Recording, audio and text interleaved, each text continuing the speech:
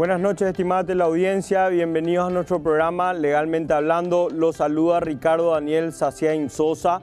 Hoy contamos con la presencia del doctor Gustavo Villalba, juez de paz de Capital. Buenas noches, estimado doctor. ¿Cómo está usted? Buenas noches, doctor Ricardo. Un placer acompañarte a vos, a este distinguido plantel que nos acompaña en la mesa y a toda la gran audiencia que siempre te acompaña. Muchas gracias por haber venido, mi estimado doctor. También estamos con el doctor Harry Bierman, especialista en Derecho Penal. Buenas noches, estimado doctor. Buenas noches, Ricardo. Sí, también debo sumarme a la expresión esta de el placer por el privilegio de otorgarnos la oportunidad de compartir ideas jurídicas aquí contigo y con la audiencia. El privilegio es nuestro, estimado doctor. Y también contamos con la presencia del doctor Osvaldo Prates, defensor público de Capital. Buenas noches, estimado doctor. Muy buenas noches, doctor Ricardo. Muy buenas noches a los panelistas distinguidos doctores y también a toda la amable audiencia a quien esperamos el día de la fecha poder, a través de este diálogo, debate, poder sumar un poquitito de conocimiento y construir hacia una sociedad mejor. Muchas gracias por venir, mi querido doctor. Hoy estaremos hablando de la protección legal ante la violencia doméstica. Esto se debe a que el número de denuncias por violencia doméstica y violencia familiar siguen creciendo. Estimado doctor, si nos puedes explicar tu función, por favor, como juez de paz. Sí. Primeramente, doctor Ricardo, me gustaría agradecer el espacio, puesto que nosotros desde la Judicatura de Paz siempre buscamos estos espacios para transmitir la manera en que todos los ciudadanos pueden acceder al primer eslabón de la justicia, que somos nosotros, ¿verdad? En donde el trato con el justiciable es prácticamente directo. Y para graficarte el rol que cumplimos desde la justicia de paz, podemos señalar que el juzgado de paz es el órgano jurisdiccional que más efectivamente cumple con el derecho constitucional del acceso efectivo a la justicia. ¿Y por qué señalo esto? Puesto que especialmente en estos casos de violencia doméstica y violencia contra la mujer, no se requiere de patrocinio profesional, muchas veces no se requiere incluso de la cédula de identidad, aunque existen otros mecanismos para acreditar la identidad, y todas las actuaciones en el marco de estos procesos son gratuitos. Permiso, mi querido doctor. Si puedes aclarar, por favor, porque tenemos una audiencia bastante grande que no son abogados. Cuando hablamos de que no necesitan el patrocinio de un abogado matriculado, significa que la mujer puede acudir por sí sola ante el juzgado de paz y hacer la denuncia sola.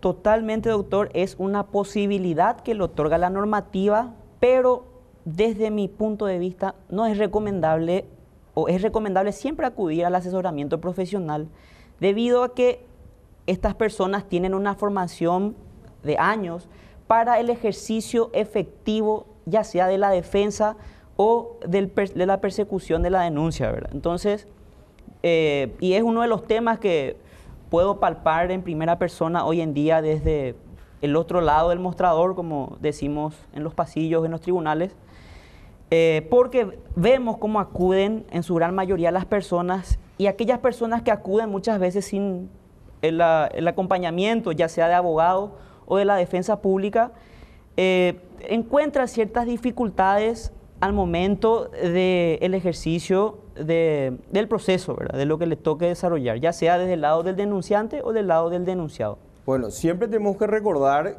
que la ciudadanía en general o cualquier persona que se encuentra agraviada en sus derechos o en el tema de violencia doméstica cuenta con la Defensoría Pública, o sea, puede acudir a la Defensoría para buscar ese patrocinio o ese acompañamiento por parte de un profesional. ¿Sería así, mi querido doctor Osvaldo? Así mismo, mi querido doctor. Bueno, nosotros entramos desde la ley 5777. Como institución se crea la posibilidad de que la defensa pública intervenga en estos procesos con el patrocinio a la mujer víctima de violencia. Es importante señalar que anteriormente la ley 1600, que databa del año 2000, ¿verdad? Tenía un procedimiento de violencia doméstica, y y ese procedimiento se mantuvo en el tiempo y entra como la ley 5777 a ser una ley que es una ley transversal, pasa a ser como una ley de fondo. La ley de forma sigue siendo la ley 1600 para los casos donde las mujeres son víctimas. En los casos donde hombres son víctimas, sigue siendo la ley 1600 la de fondo y forma. Entonces, esta ley en el artículo 38 nos da a nosotros la posibilidad del patrocinio, sin el requerimiento del beneficio de litigar sin gastos. ¿Qué quiere decir eso? Que nosotros como Ministerio de la Defensa Pública podemos asistir a mujeres que cuenten o no con recursos. No es un requisito que la mujer sea una persona insolvente para ser patrocinada por la Defensa Pública en estos juicios. Esa aclaración es muy importante. Entonces nosotros entramos a patrocinar a ellas en lo que es la judicatura de paz, en los procesos, ¿verdad? Que están enmarcados dentro de la ley 5777 y 1600, y a la par lo que es los hechos punibles de violencia familiar y feminicidio, porque hay que entender que feminicidio existe en grado de tentativa y también existen familiares de los hechos consumados de feminicidio que tienen derechos dentro de los procesos. Entramos también como querellantes, bajo patrocinio, porque existen dos modalidades de la querella en Paraguay. La querella por representación, que cuando alguien te otorga el poder, y la otra es bajo patrocinio, que es la posibilidad donde es la misma víctima, la misma afectada, la persona que querella, o en caso de feminicidios consumados son los herederos de esa persona. Entonces, allí es donde nosotros como Defensa Pública entramos a participar de esos procesos. A la par, cualquiera puede contratar un abogado de su confianza, y en ese caso el procedimiento, mi querido doctor Bierman, ¿cómo se da? El procedimiento es básicamente el mismo, pero la forma de representación es diferente. Si me permitís hacer un pequeño paréntesis para expresar un poco cómo se da esto. Quiero entrar en la cuestión material, que creo que es la que le va a interesar al público. Desarrollemos el tema, doctor. Porque hay que comprender cómo se da la fenomenología, si existe el neologismo, de este tema de la violencia. ¿Por qué hay tanto interés hoy en día en temas de violencia contra la mujer? La realidad es que se ha dado una atención especial a la cuestión porque es un fenómeno que existe en nuestros territorios. Digo territorios porque me estoy refiriendo específicamente a Latinoamérica. O sea, es algo que fue apreciado de manera internacional y que de esa forma fue generando una regulación internacional que finalmente es acompañada y adoptada por nuestro país, que entiende que existe efectivamente el problema. Traducido esto en términos reales, sería algo así como que había un montón de mujeres en nuestro país que durante muchísimos años, décadas, han sido víctimas absolutamente injustas de una situación de diferencia. Sin entrar a hacer juicios de valor acerca de quién lo hizo o cómo lo hizo, en realidad todos éramos parte de una sociedad extremadamente machista, en donde se situaba a la mujer en un lugar inadecuado. Por ende, el traspaso de los años nos ha llevado a que ellas sean objeto de una violencia indebida. Eso fue apreciado, fue regulado y hoy en día se empieza a aplicar, creo yo que de manera muy valiente, a través de fundamentalmente los juzgados de paz. Y aquí es donde yo quería entrar. El juzgado de paz es aquel juez que históricamente surgió para resolver los conflictos vecinales, los conflictos familiares, los conflictos inmediatos. ¿Esta gallina es mía o es tuya? ¿Pusiste bien tu puerta o pusiste mal? Ese tipo de cuestiones tan básicas tenían que tener alguna solución en la sociedad. La figura del juzgado de paz, y de allí su nombre, justamente pasaba por la resolución de esos conflictos. Los problemas de violencia, traducidos en muchísimos años de lo que estaba señalando previamente, se volvieron en problemas inmediatos de las familias. Y por eso es que las resoluciones valientes de los juzgados de paz hoy en día empiezan a ser, como los pretores, que han establecido en su momento la forma de aplicar el derecho, se han convertido en estas resoluciones de los juzgados de paz hoy en día en en la plantilla que tenemos que seguir los abogados para saber cómo defendemos los derechos de las mujeres que hoy sí tienen una regulación que las protege. En conclusión, no es lo importante si este proceso es impulsado por una defensa pública, por una defensa privada o incluso sin ningún tipo de representación. Lo importante es que las mujeres sepan que están siendo protegidas y que pueden ir a hacer la denuncia sobre este enorme rosario o nutrido rosario de tipos de violencia que ellas tienen que sufrir normalmente y que están protegidas en la ley. Mi querido doctor Gustavo, cuando se inicia el trámite, se inicia la denuncia, ¿existe una suerte de medida cautelar para precautelar los derechos de la mujer de entrada, al inicio del proceso? ¿Sería así? Totalmente. Esto en virtud de la ley 1600, como ya señaló el doctor Prates, ¿verdad?, que rige el procedimiento, dispone este mecanismo, ¿verdad?, que una vez recepcionada la denuncia, el magistrado dicta las medidas inaudita aparte, sin transmitir o correrle traslado a la otra parte para que se entere, ¿verdad? Esto por la finalidad o el espíritu mismo de este mecanismo de protección a estas personas quienes denuncian ser víctimas de hechos de violencia. Porque nosotros desde la justicia de paz no dictamos sanciones de tipo penal que signifiquen la pena privativa de libertad o que signifique multas, sino que lo que dictamos nosotros son medidas de protección que, donde buscamos arbitrar todos los medios de manera a romper ese ciclo de violencia que están denunciando ante nosotros, ¿verdad? No obstante, también es importante señalar que una vez recibida esa denuncia, el juez debe llegar a ver acreditada la verosimilitud de los hechos denunciados.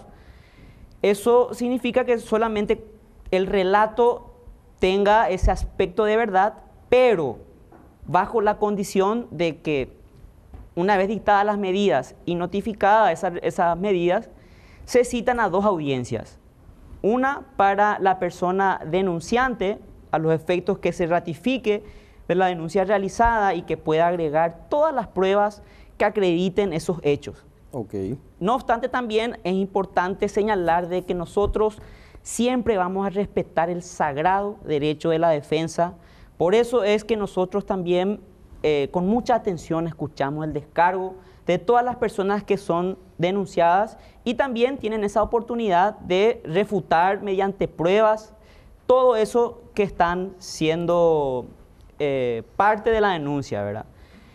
Y ahí es importante señalar, doctor Ricardo, porque hoy en día desde esta posición nos permite ver todos esos datos estadísticos que muchas veces vemos que emiten tanto el Ministerio de la Mujer, la Dirección de Estadísticas y Censos, incluso la Dirección de Estadísticas Judiciales del Poder Judicial, en el año 2022, emitió una estadística señalando de que la cifra sobre hechos denunciados de violencia contra la mujer llegaron a casi 30.000 en un año. Eso sin entrar a contar aquellos casos de violencia doméstica, porque hay que distinguir estos dos tipos de violencia. Doméstica y violencia familiar. Si Claro. lo puedes definir, mi querido doctor, Sí. en un castellano simple. Sí, es sencillo, ¿verdad? Para los casos de violencia doméstica, la ley te exige un parentesco, que sean pareja, convivientes o ya no, o que existan hijos en común. O sea que tiene que haber un vínculo familiar para que se pueda realizar el proceso de la denuncia en el marco de esta ley. En cambio, cuando hablamos de la ley 5777, lo que busca esta normativa es proteger a la mujer en todos los ámbitos, ya sea en el ámbito familiar, en la comunidad o si la violencia es perpetrada a través del Estado. Entonces, también es importante señalar que nosotros no nos basamos únicamente en leyes, porque si bien conocemos el orden de prelación, siempre nuestra premisa es la Constitución Nacional, puesto que hay que señalar que la Constitución, incluso desde el preámbulo, ya establece que el ser humano va a ser protegido en su dignidad. Y lo mismo vuelve a desarrollar en diversos pasajes, y quiero transmitir eso a la ciudadanía, que nosotros en la justicia de paz somos servidores públicos y nosotros encantados escuchamos todas esas denuncias que llegan a nosotros y vamos a buscar y arbitrar los medios para darle solución y buscar cumplir el final, que es restablecer la armonía en esos hogares, ¿verdad? Es por ello que esta ley también otorga amplias facultades al juez para que pueda disponer o hacerse de pruebas, como por ejemplo recurrir a una asistencia social para que realice un estudio socioambiental y a través de un dictamen de cómo encuentra el hogar, el juez pueda llegar a la convicción sobre esa decisión que va a tomar, ¿verdad? También es importante que la justicia de paz, y de hecho nosotros hemos propuesto a la Corte Suprema la creación de un equipo multidisciplinario, asesor de justicia, que esté acompañando al juez, porque siempre parto de que nosotros tenemos que ser sumamente imparciales, ajenos a todo tipo de partido, de religión, de cualquier cuestión que vaya a limitar nuestra imparcialidad, porque tenemos que darle garantía a ambas personas, a aquella persona que está siendo juzgada sobre algún hecho, como también otorgar esa tranquilidad que el Estado tiene que dar a aquellas personas que denuncian o que son víctimas de hechos de violencia. Doctor Osvaldo, cuando hablamos de la legítima defensa, ¿la Defensoría puede defender a la persona denunciada también? Asimismo, doctor Ricardo, mira, nosotros como defensores públicos especializados en la Ley 5777 patrocinamos y asesoramos a las mujeres víctimas de violencia. Dependiendo de en qué fuero se esté tramitando ese proceso, el Ministerio de la Defensa Pública también cuenta con el servicio de asistencia a las personas denunciadas. Si es en la Judicatura de Paz, donde se está tramitando de un procedimiento de la Ley 1657-77, es el defensor civil de la localidad. Ahora bien, en los procesos penales están los defensores penales, quienes asisten en los procesos, por ejemplo, de violencia familiar o feminicidio y los distintos hechos punibles, ¿verdad? O sea, la defensa pública penal es para todos los tipos penales, ya sea acción penal privada y acción penal pública. Entonces, nosotros en el marco de nuestras funciones solamente asistimos a las mujeres víctimas de violencia, pero como institución brindamos el servicio, obviamente, para asesorar a ellas en caso de que ellas sean denunciadas también, y también a las personas agresoras que pueden ser, porque eso es muy importante aclarar. Para la Ley 5777, la víctima es mujer, sí, pero el agresor o la agresora puede ser hombre o mujer. Claro. Pueden existir mujeres agresoras también dentro de esos procesos, y la defensa pública lo asiste a través de los defensores civiles, ¿verdad? Entonces, nosotros tenemos ese servicio, vamos a decir, que se está brindando constantemente, y litigamos defensor público contra defensor público. Vamos a decir. Claro, en este caso es muy importante explicar esta parte, doctor Osvaldo. O sea, que puede ser una mujer que cause violencia doméstica a otra mujer. Así mismo. Que Sí, someta a la violencia, puede ser psicológica, puede ser financiera, pero es una mujer sometiendo a otra mujer en un acto de violencia. puede ser, categóricamente son la minoría de los casos, ¿verdad? La mayoría son hombres agresores, mujeres víctimas, eso es lo que se da con mayor frecuencia, pero categóricamente hay un porcentaje disminuido donde mujeres son las agresoras de propias mujeres, ¿verdad? Entonces, también la ley, obviamente, como aseguró hace rato el doctor Bierman, también el doctor Gustavo, obviamente existen principios procesales que garantizan el derecho a la defensa de esas personas, y obviamente el Ministerio de la Defensa Pública adopta los mecanismos para que esas personas sean asistidas, y existen las herramientas legales y existen defensores que trabajan para la asistencia de esas personas, ¿verdad? Entonces ese es el mecanismo actual con el que tenemos, y reitero, o sea, no existe una incompatibilidad para esa situación, o sea, independientemente de eso.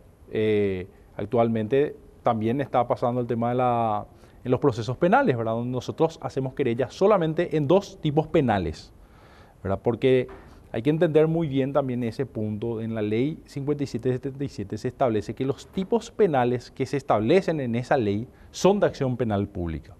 Pero existen diversas formas de violencia que a la par pueden ser distintos tipos penales. O sea, esas formas de violencia que se detallan en esos hechos pueden ser de igual manera perseguidos a través de la acción penal privada. Pero esos son hechos punibles que están tipificados en el Código Penal y que el Código Procesal Penal nos dice cuáles son los hechos punibles de acción penal privada. Nosotros, al ser defensores especializados en esa ley, nos ceñimos a los tipos penales que están, el único tipo penal descrito en esa ley es el de feminicidio. Y nosotros actuamos también en el de violencia familiar, pero tenemos un instructivo y tenemos la normativa que nos habilita exclusivamente a esos dos tipos penales para ejercer la querella. En los otros tipos penales no ejercemos la querella y lo hacemos solamente como querellantes adhesivos en los procesos donde existe acción penal pública, o sea, ante el Ministerio Público. Entendido. Estimado doctor Harry, para responder al volver de la pausa, ¿nos podría decir, o sea, diferenciar los tipos penales en lo que sería violencia doméstica y violencia familiar? Ya volvemos luego de la pausa.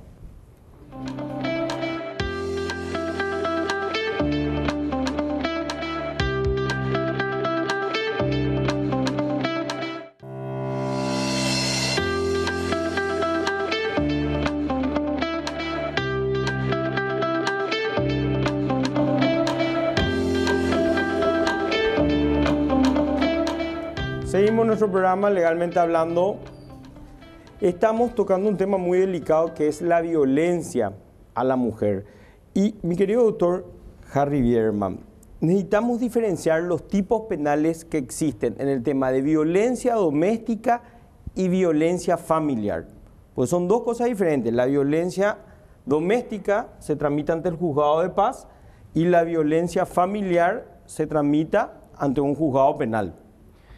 Sí, voy a aprovechar la pregunta, Ricardo, para explayarme un poco más sobre el contexto también de esta cuestión. Efectivamente, como lo manifestás, hay tipos penales específicos que tienen que ver con la violencia ejercida contra cualquier persona. Me refiero a las lesiones simples, graves, culposas, etcétera, que están establecidas en el Código Penal. Existe también, y por ende tienen una persecución específica en ese ámbito. También existe la violencia doméstica establecida como tal a través de leyes especiales y demás, y la violencia familiar que es perseguida, o no perseguida, sino protegida a través del proceso ante el juzgado de paz de la ley 1600, como ya bien lo ha establecido el doctor Villalba previamente. Pero lo que hay que comprender es que en realidad hoy en día no tenemos formas cerradas de violencia, y esto es lo disruptivo en el momento. Antes, cuando hablábamos de violencia, nos ceñíamos a la violencia física o a la violencia psicológica. La persona que todo el día es objeto de una alteración en su domicilio por el marido, expareja o lo que fuese, y la violencia física, que era mucho más evidente porque las secuelas eran visibles, como un ojo morado, alguna herida cortante, etc. Entonces, eso era lo que se apreciaba en derecho. Hoy en día, las formas de violencia fueron incluidas en nuestros catálogos legales de una manera mucho más amplia. También hablábamos de la violencia laboral, hablábamos de la violencia económica, violencia religiosa, violencia telemática, que me han tocado casos muy importantes en ese sentido, pero hay nuevas formas de violencia que todavía no fueron analizadas y que sin embargo ya se aprecian en el propio, en la propia normativa paraguaya, que de alguna manera incluso ponen al Estado paraguayo en la posibilidad de ser señalado como violento. Esto es sorprendente, pero puede pasar cuando vemos, por ejemplo, qué cantidad de funcionarios hombres existen y qué cantidad de funcionarias mujeres existen. ¿Cuál es el motivo? ¿Existió ahí una cuestión de una diferencia que se ha aplicado a la realidad? Personalmente creo que sí, pero eso cuando se lleva las normas, nos habla de una posible forma de violencia.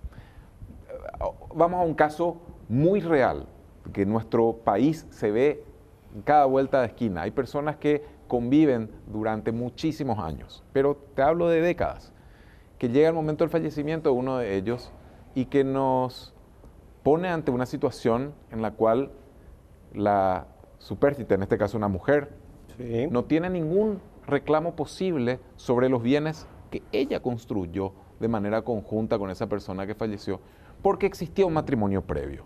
Vos me dirás, bueno, hay un impedimento determinado en la ley que habla de que porque existía un vínculo anterior matrimonial, no puede darse un derecho a un vínculo irregular posterior. Yo entiendo que esa sea la ley, pero la pregunta que tenemos que hacernos hoy, a la luz también de las nuevas leyes latinoamericanas al respecto, es, ¿te parece justo eso? Pero no existe el matrimonio aparente después de unos cuantos años de convivencia donde surte efectos. No si existe un matrimonio anterior no disuelto.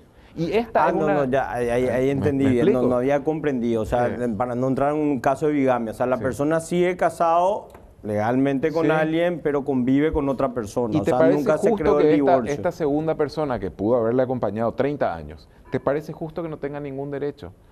A mí particularmente me parece que no, ¿verdad? En realidad pudo haber estado casado un día y haber hecho una vida completamente diferente con otra. Pero es lo que se interpreta hoy en día la Constitución. Ahora, también la Constitución nos habla de que las personas deben ser iguales ante el derecho. Entonces, hay una contradicción en la propia Constitución.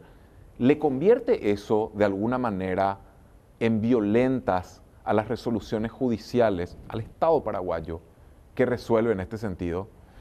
A mi modo de ver, es una realidad anacrónica y que ha sido objeto de análisis tal vez en otra parte, no todavía acá, pero que estas nuevas normativas sobre las diversas formas de violencia que soportan las mujeres traen a la discusión. Ya la discusión no es cuál es la forma de violencia, cuál es la vía para aplicarla, la violencia física, la violencia laboral, juzgado de paz o juzgado penal.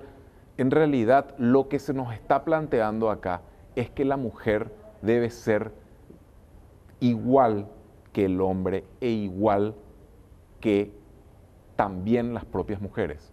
O sea, tenemos que llegar a un estado de equidad social y eso es lo que se pretende, creo yo, que con la introducción de todas estas normativas, que son muy amplias y eso es indiscutible porque mucha gente va a decir, le da a los jueces la posibilidad de hacer, entre comillas, lo que les plazca y esto no es así. En realidad lo que hacen es apreciar una realidad y dar un sistema de protección que cuenta con la existencia de órganos jurisdiccionales de calidad, sobre lo que debería de plantearse toda la normativa. No se puede plantear sobre la supuesta permeabilidad de los órganos de justicia. Ya llegamos a seleccionar a nuestros órganos de justicia justamente luego de un sistema de selección de los mejores. Ahora le damos las herramientas para que ampliamente puedan proteger a la sociedad. Y no me parece que esta sea una idea equivocada. No, para nada. Pero puntualmente, mi querido doctor, por ejemplo, en el caso de violencia económica o la parte de violencia religiosa, creo que eso entra en lo que es la parte de violencia doméstica, juzgado de paz. Y lo que es violencia física, como usted dice, sería violencia familiar. O sea, ¿dónde queda uno y dónde queda el otro? ¿En qué sentido? Cuando yo sufro de ciertos hechos de violencia religiosa, laboral, me voy como violencia familiar o como violencia doméstica. Esa tipificación para poder ubicarnos. Sí, te entiendo. Son ámbitos diferentes de aplicación por el resultado. O sea, el Código Penal recogió ciertas conductas que dicen, señores, estas conductas van a tener sanciones penales. Exacto. Y hay otras que, si bien no están incluidos en el catálogo penal, sí están protegidas por el Estado. Y efectivamente, todas las que sean físicas están previstas en el Código Penal. y las que no, la protección de las mismas puede ser solicitada a los órganos judiciales de paz, que no van a establecer una sanción privativa de libertad o con alguna otra pena accesoria a los eventuales agentes, pero sí van a proteger en la medida de que haya verosimilitud de la denuncia a las denunciantes. Claro, ahí volvemos, doctor Gustavo, en el tipo de sanción. Un caso de pena privativa de libertad, lo que está en la parte del derecho penal, lo que está tipificado en la parte de nuestro Código Penal, que es violencia física, por lo que voy entendiendo, básicamente, y todos los otros tipos de violencia quedan en el juzgado de paz, donde, como usted bien lo dijo, trata de salvaguardar a la mujer, pero mi consulta radica en lo siguiente. Cuando es laboral o cuando es religiosa, ¿qué pena vos le podés imponer como juez de paz? Sí. Realmente, antes de contestar tu pregunta, doctor Ricardo, celebro este debate porque hace falta. Sí, hace falta, pero es un poco confuso y la gente necesita entender qué derechos tiene y dónde acudir, en qué fuero. O sea, lo que nosotros denudamos con todo esto es la complejidad, porque hay una breve línea entre la parte penal y las medidas de protección que nosotros estamos dictando. Mucha gente recurre al juzgado de paz, a su audiencia de descargo, y viene con un terror porque dice, me voy a ir preso porque me denunció mi hermana. Y yo tengo que tranquilizar y le digo, señor, usted no se va a ir preso. Yo no dicto medidas de privación de libertad. Sí, vamos a dictar medidas de protección, vamos a buscar la armonía en la familia y vamos a romper este ciclo de violencia. Y lo que yo quiero señalar acá, doctor, es que estamos ante un problema social de gran envergadura. Y no lo digo yo, ya el Congreso de la Nación se ha manifestado al respecto y en época de pandemia habían sancionado una ley que declaraba emergencia nacional por los alarmantes casos de feminicidios que venían ocurriendo. Sí, y hace semanas volvieron a ampliar la vigencia de esa declaración. Entonces, considero yo que esto es algo que no solamente compete a los abogados, no solamente compete al Poder Judicial, sino que estamos hablando de un problema social que requiere de políticas públicas de carácter transversal. Estamos ante 50.000 denuncias anuales sobre hechos de violencia. Eso, quieras o no, tiene un impacto a nivel social y el Estado debería de tomar el toro por las astas. Deberíamos nosotros trabajar en coordinación y articular trabajos, ya sea tanto el Poder Judicial como otros organismos del Estado. De hecho, que la misma Ley 1600 nos otorga la tarea de trabajar en conjunto con la Policía Nacional, con los hospitales públicos. Otra cuestión que observo mucho en el juzgado de paz es lo deteriorada que está la salud mental en el Paraguay. Porque muchas veces los agresores resultan ser personas con enfermedades que no son tratadas, personas que están sin medicación. Ya me tocó atender casos de personas que incluso tenían ya el diagnóstico médico y se quedan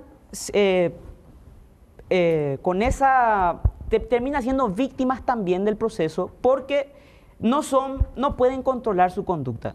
Entonces, a lo que voy es que desde el juzgado nosotros de paz, no podemos limitarnos a dictar medidas frías e inertes. El Estado no puede ser un ser inerte, ajeno a la realidad social. Nosotros no solamente dictamos medidas de protección de manera a proteger a la víctima, sino que también dictamos medidas de seguimiento, buscando proteger la familia y restablecer la armonía en la sociedad, ¿verdad? Entonces, también, como había señalado anteriormente, nosotros vimos ya varias señales claras de la Corte Suprema de esa intención de querer trabajar y fortalecer la justicia de paz, pero muchas veces el problema con el que tropezamos es en materia presupuestaria, ¿verdad? Entonces, es ahí donde voy que el trabajo tiene que implicar la incumbencia de todo el Estado, ¿verdad? Dotar de presupuesto al Poder Judicial de manera a que podamos contar con estos equipos multidisciplinarios para poder no solamente proteger, sino que buscar el fin último, que es restablecer la paz en esos lugares. Porque como bien ya señalaron anteriormente, el juez de paz, ¿qué es lo que hace?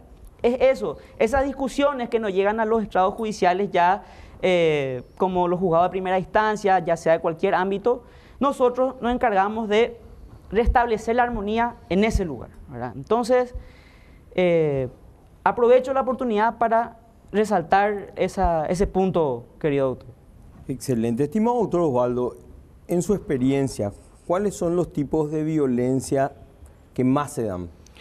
Bueno, doctor Ricardo, categóricamente la violencia intrafamiliar o violencia familiar lleva gran parte del porcentaje de esa torta de formas de violencia, por más de que obviamente nuestra legislación moderna, que es la 5777, que entró a regir el 2016, introdujo nuevas formas de violencia. Sí. Pero allí también cabe resaltar que hay muchas cuestiones que nosotros en la práctica nos vamos dando cuenta. Por ejemplo, muchas mujeres víctimas de violencia acuden a nosotros y cuando nosotros le presentamos el catálogo, ¿verdad?, de nuevas formas de violencia, ahí ellas se van dando cuenta de que existen formas de violencia que la sociedad no visibiliza como tal, pero que son formas de violencia, las violencias telemáticas, las violencias contra la dignidad, las violencias institucionales que se van dando. O sea, existen muchas formas de violencia que no son muy comunes en el conocimiento social, pero que son frecuentes, ¿verdad? Entonces, las mujeres incluso acuden por una forma de violencia, pero una vez que tienen un conocimiento, por eso es muy importante a veces la asesoría, ¿verdad? Porque cuando una mujer viene y te cuenta un fragmento de hechos, resulta ser que existen otros desprendimientos, ¿verdad?, que son otras formas de violencia que se fueron dando, ¿verdad? Entonces, allí al conocer ellas sus derechos, obviamente ahí van ellas adquiriendo o sea, van contando esas fracciones y esos encuadres se pueden ir dando en diversas formas de violencia y obviamente al momento de presentar la denuncia también obviamente se pueden pedir medidas idóneas para esa forma de violencia, porque cada forma de violencia tiene también su requerimiento o sus medidas que son idóneas, porque la idea es el cese de la violencia, ¿entendés? Entonces de repente si se piden medidas respecto a algunas formas de violencia pueden que no esté protegida en su totalidad por una cuestión obvia, ¿verdad? De que, como te dije, existen, al no contar toda la problemática, el operador de justicia no tiene un conocimiento acabado, entonces es bastante importante también por eso a cada mujer víctima de violencia darle su tiempo determinado y explicarle los alcances, etcétera, ¿verdad? Quería añadir algo, Ricardo, hace rato que estaban hablando del tema de la judicatura de paz. Es importante también señalar que la ley le dio esa facultad a los jueces penales de garantías. El artículo 43, ¿verdad?, establece que las medidas de protección que están establecidas, de los hechos que están establecidos en la ley 5777, pueden ser aplicados por los jueces penales de garantía. Entonces, cuando existen hechos punibles, porque la ley 5777 es transversal, es una ley de políticas públicas, tiene nuevas formas de violencia y tiene también la aplicación de medidas de protección. Pero existen hechos, voy a dar un ejemplo, que yo le agreda a mi hermana, es una forma de violencia intrafamiliar que está establecida en la ley 5777, pero también es una ley, o sea, es una violencia familiar que es del artículo 229 con sus modificaciones del Código Penal. Entonces allí podrían intervenir tanto el juez de paz como el juez penal de garantías, eventualmente si existe una imputación. Entonces, ¿qué pasa? Lo que yo entiendo del legislador, lo que quiso es descomprimir. Si ya existe un proceso penal, que las medidas de protección sean dictadas por el mismo juez penal de garantías. Y ahí es donde tenemos que aclarar una cuestión también que es muy importante. Estas medidas de protección naturalmente no son medidas cautelares. Las medidas cautelares son asegurativas al proceso. Las medidas cautelares son de carácter real y de carácter personal. O sea, las de carácter real que están reguladas en el Código Procesal Civil, las medidas cautelares de carácter personal, que obviamente lo que es la prisión preventiva y todo eso, que está regulado en el Código Procesal Penal. Estas son medidas de protección. Estas medidas no tienen una finalidad de asegurarle a la víctima dentro del proceso. Lo que tienen es una finalidad de protegerle a la víctima en su condición de mujer, para el caso de la 5777. Por eso es que existe, por ejemplo, un debate bastante interesante que traigo a la mesa también, cuando existe, por ejemplo, caso de sobreseimiento provisional. Porque el sobreseimiento provisional trae aparejado que caigan todas las medidas cautelares contra el procesado. Sí. Pero las medidas de protección, ¿cómo quedan? Pueden estar vigentes o no vigentes. Y ahí es donde justamente se hace esa diferenciación. Mi criterio particular es de que obviamente las medidas de protección no tienen nada que ver con el carácter cautelar. La medida cautelar es que la persona litigue en libertad. Pero, o sea, Sí. entonces, eso no tiene nada que ver con que yo proteja a la víctima. Entonces, mi criterio personal es que cuando existen en los casos de violencia familiar, por ejemplo, levantamiento de todas las medidas cautelares, y de igual manera el juez penal de garantías puede imponer medidas de protección. ¿Y por qué ese es mi criterio? Porque analógicamente el juez de paz puede nomás luego dar medidas de protección aunque exista un sobreseimiento provisional, porque son independientes unos de otros, Claro, ¿entienden? Entonces esa es una cuestión también que siempre hay que entender y bueno, y hay que tratar a veces de explicar y sacar a la luz, ¿verdad? Porque existe mucho debate también en la comunidad jurídica, es algo novedoso y hay que tratar de diferenciar lo que son las medidas cautelares de las medidas de protección. Y también es muy importante de entender de que la única forma hoy en día, yo creo particularmente, porque el sistema está saturado. Nosotros, defensores públicos de la ley 5777, del primer presupuesto fuimos designados un solo defensor por cada departamento. Un defensor por cada departamento. Sí. Dame un segundo, querido doctor Osvaldo, porque tenemos que ir a la pausa, pero quiero desarrollar esto, porque es importante. Vamos a la pausa.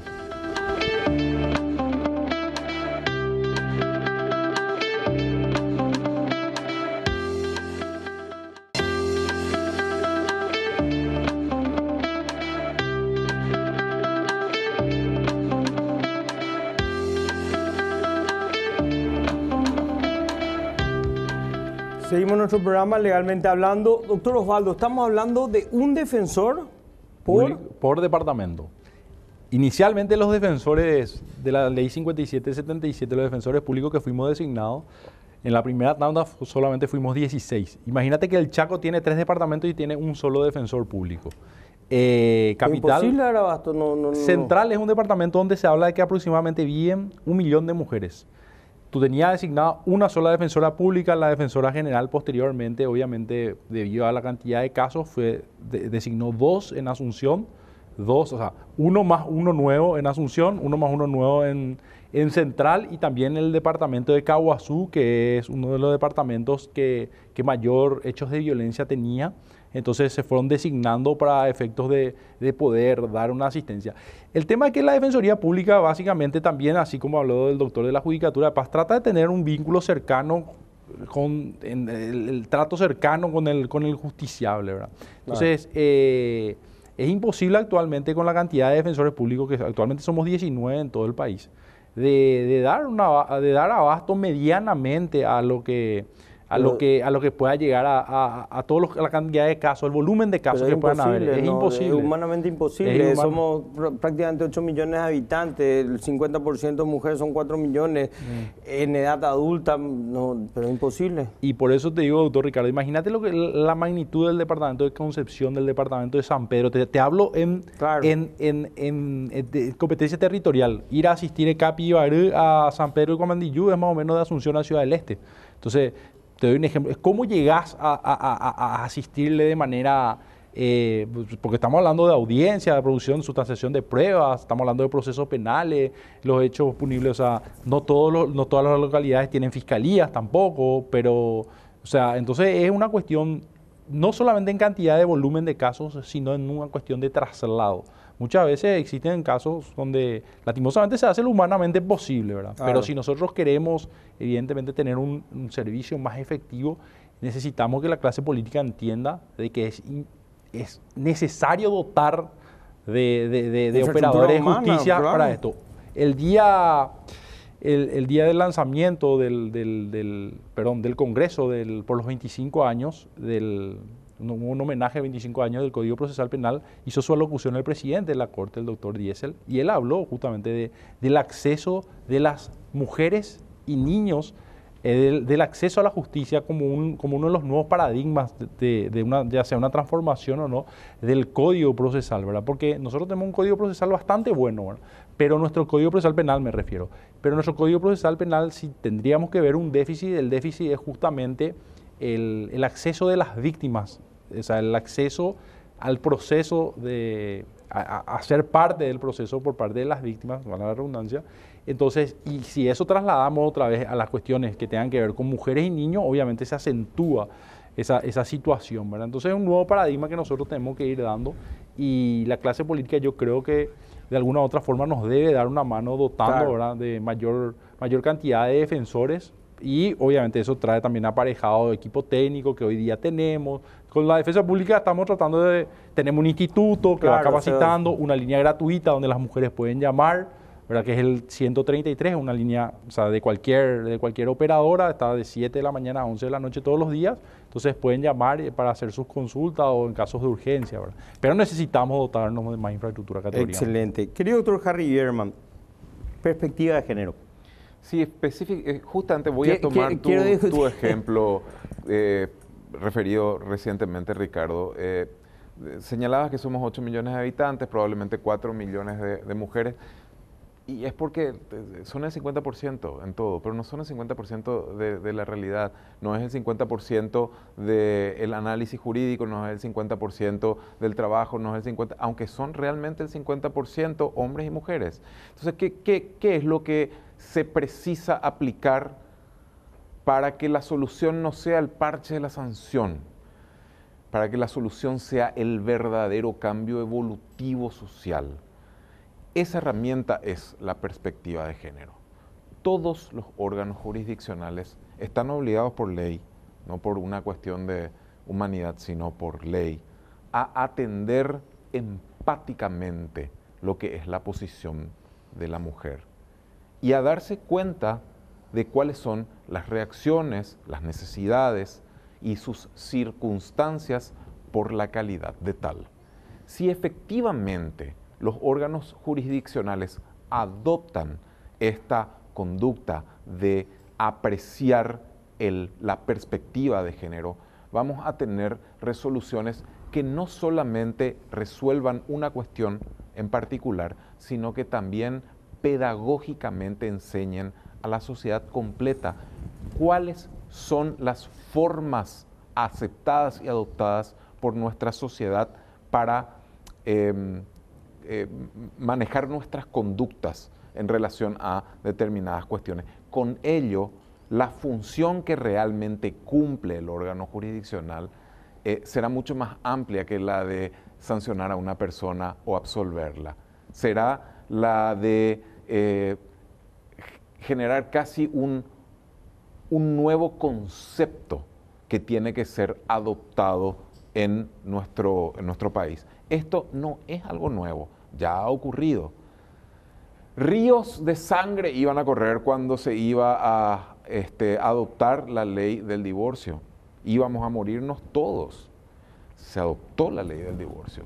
Y a través de las resoluciones judiciales se fue creando un modo de comprender el instituto que finalmente se adoptó en la sociedad con relación a la posición de la mujer en su sociedad, en su familia, en su ámbito.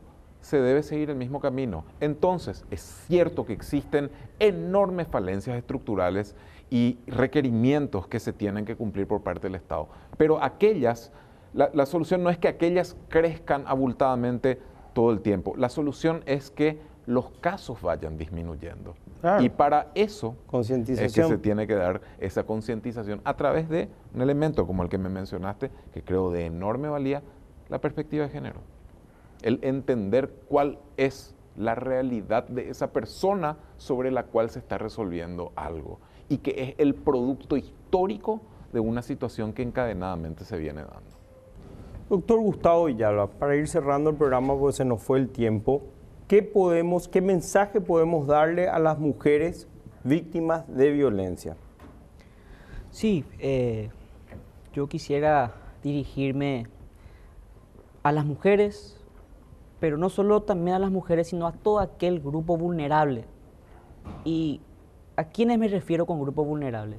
A los adultos mayores, a los niños, mujeres, lógicamente, como ya señalaron, pero acabadamente en la mesa, de que no tengan miedo de acudir a la justicia de paz.